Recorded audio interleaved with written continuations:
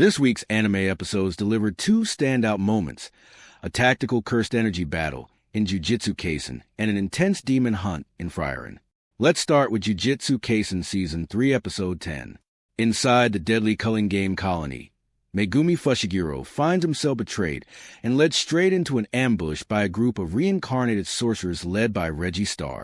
Negotiations quickly collapse, forcing Megumi into a multi-enemy battle. Reggie's curse technique is extremely unusual. Using receipts attached to his body, he can recreate objects written on them, from weapons to vehicles, instantly bringing them into reality during battle. At first, Megumi struggles to deal with Reggie's unpredictable attacks, as trucks, knives, and traps appear out of nowhere.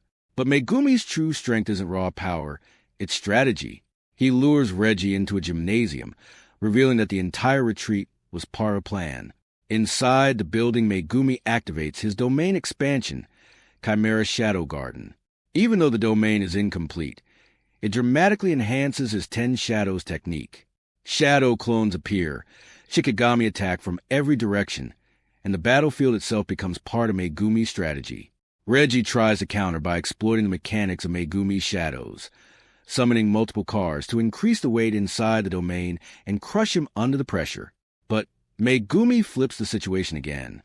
Using the shadows above his opponent, he summons Max Elephant, dropping massive weight and water onto Reggie at the same time. The fight turns into a brutal endurance contest where both fighters risk being crushed. After a final exchange, Megumi reveals his last trick, Divine Dog. Totality, which Reggie believed was already defeated, suddenly appears from the shadows and delivers the finishing blow.